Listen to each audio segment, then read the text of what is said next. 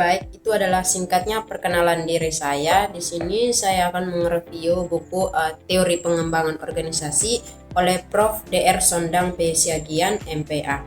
Ada beberapa poin penting yang akan saya bahas di sini. Yang pertama itu pengertian pengembangan organisasi. Terus yang kedua itu norma-norma dalam pengembangan organisasi. Terus yang ketiga itu faktor-faktor penyebab perubahan organisasi. Terus yang keempat itu model-model perubahan organisasi. Terus yang keenam itu yang kelima itu peran tipologi konsultan. Terus yang keenam itu model-model dan proses diagnostik. Terus yang ketujuh itu mengatasi kecenderungan menolak perubahan. Yang kedelapan itu teknik-teknik intervensi untuk pengembangan organisasi. Jadi baik, itu adalah pembahasan saya yang akan saya bahas nanti. Yang pertama itu pengertian pengembangan organisasi. Pengembangan organisasi atau organization diplomat atau OD adalah suatu proses perubahan yang direncanakan secara sistematis untuk meningkatkan efektivitas dan kesehatan organisasi melalui intervensi berbasis ilmu perilaku. Menurut Warren Bennis mengatakan bahwa pengembangan organisasi merupakan strategi pendidikan yang kompleks untuk mengubah kepercayaan sikap nilai dan struktur organisasi agar mampu menyesuaikan diri dan teknologi pasar dan tantangan baru. Jadi baik, prinsip-prinsip pengembangan organisasi itu yang pertama itu berorientasi pada manusia atau hewan. Yang kedua itu manusia adalah aset pertama organisasi. Yang ketiga itu partisipasi. Yang keempat itu anggota organisasi dilibatkan dalam proses pendahuluan. Yang kelima itu berbasis data atau data driven. Ciri-ciri pengembangan organisasi yang pertama itu bersifat jangka panjang. Yang kedua itu fokus pada perubahan perilaku manusia. Yang ketiga itu menggunakan pendekatan ilmiah dan sistematis. Yang keempat itu melibatkan seluruh anggota organisasi.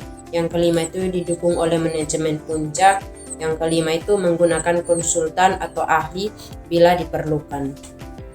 Yang berikut itu tahap-tahap pengembangan organisasi. Yang pertama itu identifikasi masalah. Yang kedua itu diagnosis organisasi. Yang ketiga itu perencanaan perubahan. Yang keempat itu pelaksanaan intervensi. Yang kelima itu evaluasi dan tindak lanjut. Terus yang berikutnya itu contoh-contoh intervensi pengembangan organisasi. Yang pertama itu pelatihan dan pengembangan organisasi atau SDM. Yang kedua itu perbaikan sistem komunikasi. Yang berikutnya itu perubahan struktur organisasi. Yang berikut peningkatan budaya kerja. Habis yang terakhir itu kesimpulan. Konsep dasar pengembangan organisasi merupakan perubahan yang direncanakan secara sistematis untuk meningkatkan efektivitas dan kesehatan organisasi. Baik, materi yang berikutnya itu norma-norma dalam pengembangan organisasi.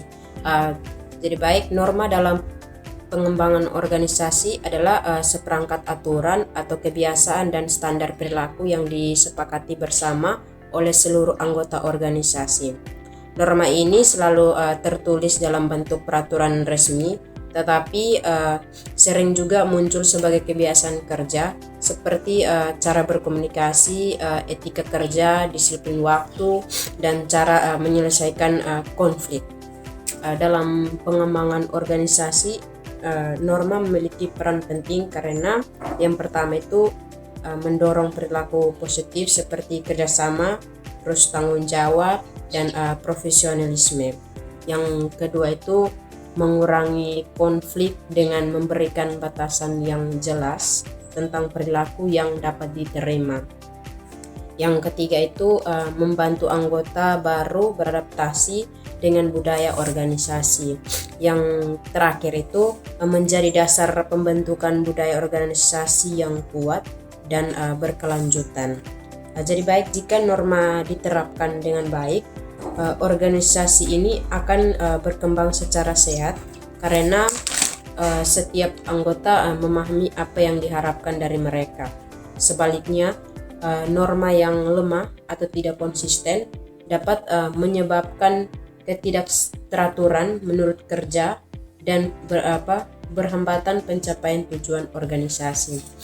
Yang berikut itu peran dalam pengembangan organisasi.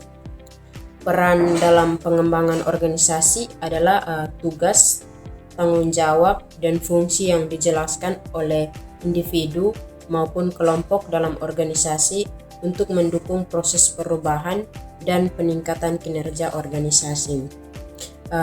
Setiap peran saling berkaitan dan berkontribusi langsung terhadap pencapaian tujuan bersama. Dalam pengembangan organisasi, peran memiliki fungsi antara lain yang baik. Yang pertama itu sebagai pelaksanaan kebijakan dan program anggota organisasi menjalankan rencana dan strategis yang telah ditetapkan agar tujuan organisasi dapat tercapai secara efektif. Yang kedua itu sebagai penggerak perubahan. Setiap individu berperan dalam menerima, menyesuaikan, dan menerapkan perubahan yang bertujuan meningkatkan kualitas kerja dan kinerja organisasi. Yang ketiga itu sebagai penjaga dan kerjasama. Peran yang jelas membantu menciptakan kerjasama yang baik antara anggota, menghindari tumpang tindih yang bagus, serta meningkatkan efisiensi kerja. Yang keempat itu sebagai pengambil keputusan dan pemecah masalah. Dalam batas perannya, anggota organisasi itu mereka harus berkontribusi dalam memberikan ide, solusi, dan keputusan demi menjaga kemajuan organisasi. Yang kelima itu sebagai teladan dalam budaya organisasi. Setiap peran mereka harus tanggung jawab moral untuk menunjukkan sikap disiplin, etika kerja, dan nilai-nilai organisasi dalam kehidupan sehari-hari. Yang terakhir itu nilai dalam pengembangan organisasi. Nilai dalam pengembangan organisasi adalah prinsip atau keyakinan dan standar moral yang dijadikan pegangan oleh seluruh anggota organisasi dalam bersikap, bertindak, dan mengambil keputusan. Nilai yang berperan penting karena yang pertama itu menjadi pedoman perilaku anggota organisasi dalam menjalankan tugas dan tanggung jawab. Yang berikutnya itu menyerahkan proses pengambilan keputusan agar sesuai dengan tujuan dan etika organisasi. Yang berikutnya itu menciptakan identitas karakter organisasi yang kuat. Yang terakhir menumbuhkan rasa memiliki. Jadi baik, materi yang berikutnya itu model-model perubahan organisasi. Yang pertama itu pengertian perubahan organisasi. Perubahan organisasi adalah proses yang dilakukan organisasi untuk memperbaiki sistem kerja, struktur, strategis, atau budaya agar dapat menyesuaikan diri dengan perkembangan lingkungan, meningkatkan kinerja organisasi. Yang pertama itu model perubahan Lewin. Model ini dikemukakan oleh Kurt Lewin. Model ini menjelaskan bahwa perubahan organisasi terjadi melalui 3 tahap utama. Tahap-tahap model Lewin yang pertama itu pencairan, yang kedua itu perubahan, pembekuan kembali. Pencairan itu proses ini menyadarkan anggota organisasi bahwa perubahan itu diperlukan. Yang kedua itu perubahan, itu proses pelaksanaan perubahan. Yang ketiga itu pembekuan kembali. Tahap ini bertujuan untuk menstabilkan perubahan agar menjadi kebiasaan baru dalam organisasi. Yang kedua itu model perubahan Kotter. Model perubahan ini dikembangkan oleh John de Kotter. Model ini memiliki 8 langkah yang membantu organisasi melakukan perubahan secara efektif. Yang pertama itu menciptakan rasa urgensi untuk berubah. Yang kedua itu membentuk tim yang memimpin perubahan. Yang ketiga itu menyusun visi dan strategis perubahan. Yang berikutnya itu mengkomunikasikan visi perubahan kepada seluruh anggota organisasi. Yang berikutnya itu memperdayakan anggota organisasi untuk melakukan perubahan. Yang berikut menciptakan keberhasilan jangka pendek. Yang berikut mengembangkan dan memperkuat perubahan. Yang berikut itu menanamkan perubahan dalam budaya organisasi. Yang ketiga itu model action regress. Model ini berfokus pada pemecahan masalah dan organisasi melalui proses penelitian dan analisis. Yang pertama itu mengidentifikasi masalah dalam organisasi. Yang kedua itu mengumpulkan data yang berkaitan dengan masalah. Yang ketiga itu menganalisis data yang diperoleh. Yang terakhir itu merencanakan tindakan perubahan. Jadi baik, materi yang berikutnya itu peran tipologi konsultan. Tipologi konsultan dapat dibedakan berdasarkan pendekatan kerja, peran fungsional, hingga integrasi mereka dengan klien. Memahami tipologi ini sangat penting agar organisasi dapat memilih konsultan yang paling sesuai dengan masalah yang dihadapi. Yang hingga integrasi mereka dengan klien. Memahami tipologi ini sangat penting agar organisasi dapat memilih konsultan yang paling sesuai dengan masalah yang dihadapi. Yang pertama itu tipologi berdasarkan peran atau model Stele. Stele membagi peran konsultan ke dalam beberapa kategori yang berdasarkan cara mereka berinteraksi dengan sistem klien. Yang pertama itu ahli atau the expert.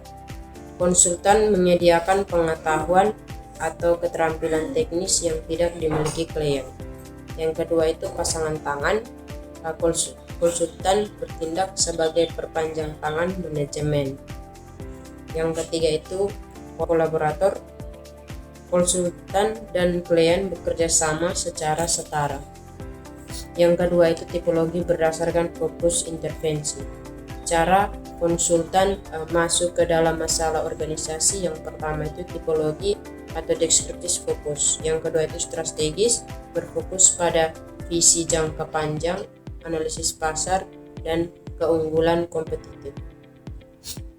Yang ketiga itu operasional, berfokus pada efisien proses, rantai pasok, dan perbaikan alur kerja harian.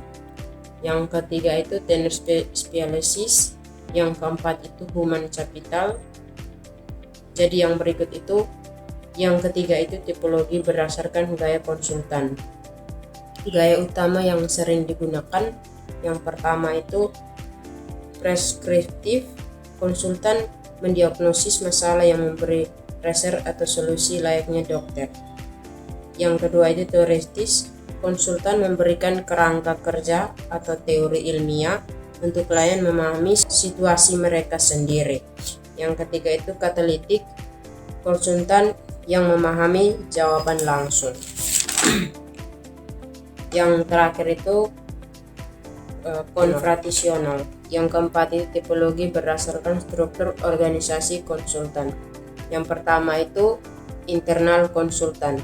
Karyawan perusahaan yang bertindak sebagai konsultan untuk bisnis lainnya di perusahaan yang sama. Yang kedua itu eksternal konsultan. Yang ketiga ini sewa secara kontrak. Jadi baik, materi yang berikutnya itu model-model dan proses diagnostik. Jadi baik, pengertian diagnosis, jika di muka telah ditekankan bahwa pelaksanaan pengembangan organisasi merupakan kegiatan berdasarkan informasi. Hal itu berarti bahwa pengembangan organisasi sangat memerlukan informasi yang validitasnya tinggi, khususnya yang menyangkut masalah yang sedang dihadapi dan berbagai peluang untuk melakukan perbaikan. Langkah ini sangat penting karena ia menyangkut penentu titik tolak bertindak dalam arti kondisi yang dihadapi sekarang dan sasaran perubahan dalam arti kondisi yang ideal dan kondisi yang diinginkan oleh klien. Secara garis besar, dapat dikatakan bahwa suatu diagnosis meliputi dua hal, yaitu yang pertama, suatu diagnosis menganalisis berbagai sub-elemen yang terdapat dalam organisasi, jenis-jenis produk yang dihasilkan, atau dapat pula menyoroti hubungan yang terjadi antara berbagai subsistem dalam organisasi yang bersangkutan. Pendekatan lain dapat berupa sorotan terhadap berbagai tingkat manajerial dalam organisasi yang meliputi manajemen puncak, manajemen media, dan manajemen tingkat rendah. Jadi baik, yang kedua itu bidang diagnosis dapat didasarkan atas berbagai proses yang terjadi dalam organisasi seperti jaringan komunikasi, pengambilan keputusan oleh kelompok, pemecahan masalah, gaya kepemimpinan, pola peraturan, kekuasaan dan kewenangan, cara penentuan tujuan, proses perencanaan, manajemen konflik, termasuk penyelesaian dan bentuk persaingan yang didorong dalam rangka peningkatan produktivitas dan efektivitas kerja seseorang konsultan yang tangguh selalu berpikir dalam konteks sebab akibat. Artinya, dalam diagnosis yang dilakukannya, ia selalu berupa untuk mengidentifikasikan berbagai implikasi dan perubahan-perubahan yang terjadi dalam suatu faktor terhadap faktor-faktor lainnya.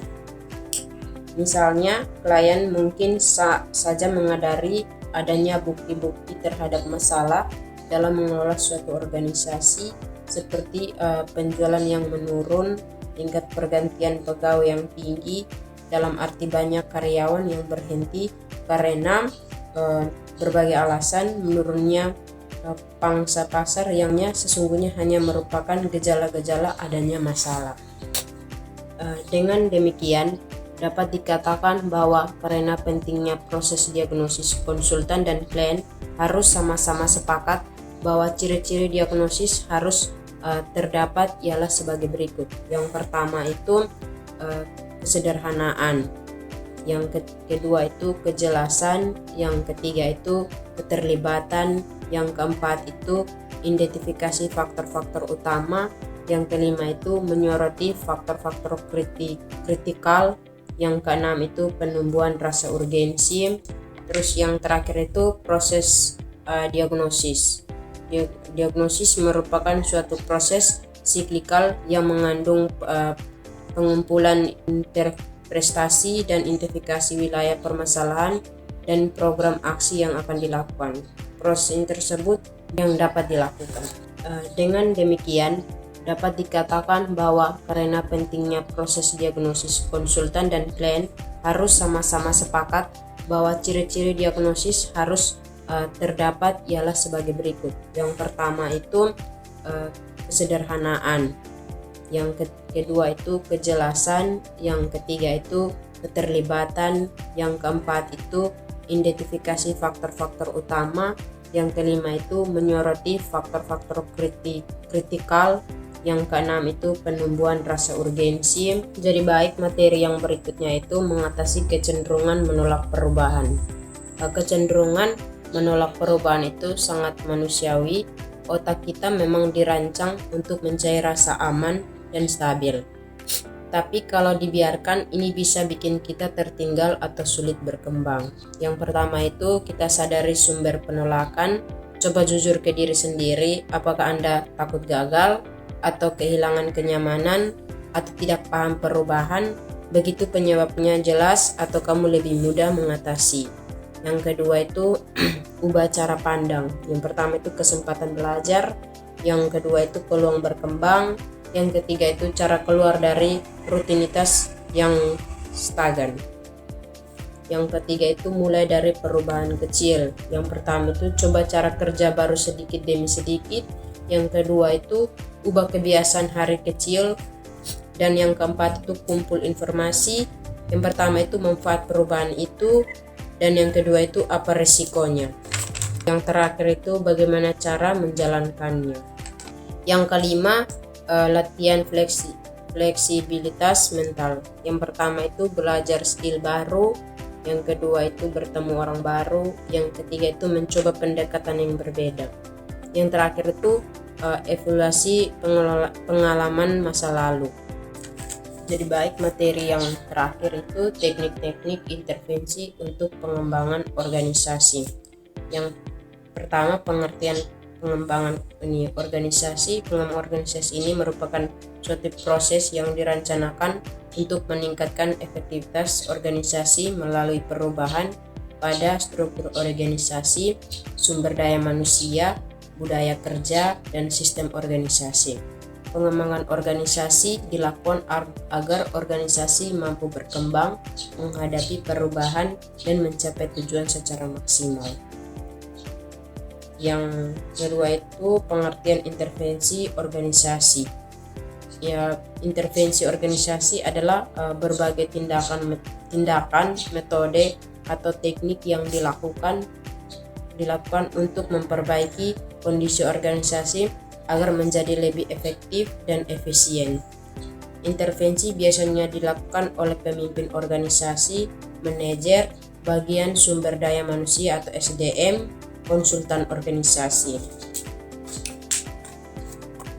Secara konseptual, strategis perubahan menyeluruh dengan pengertian bahwa organisasi menggunakan jasa konsultan pengembangan organisasi meliputi 4 hal pokok, yaitu yang pertama itu proses konsultasi dalam mana konsultan. Terus yang kedua itu pengenalan dan penggunaan strategis pengembangan organisasi. Yang ketiga itu melakukan suatu bentuk intervensi tertentu. Yang keempat itu keadaan yang didambakan.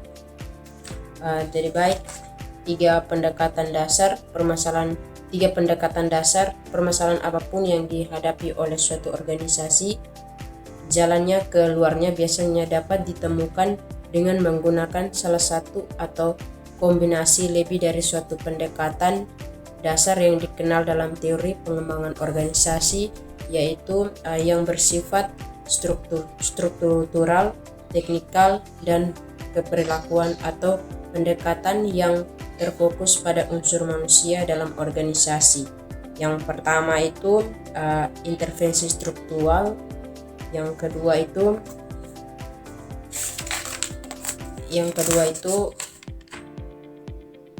introduksi sistem imbalan baru, yang ketiga itu mengubah organisasi,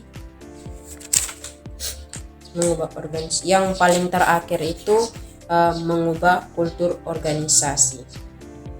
Sekian dari saya. Terima kasih.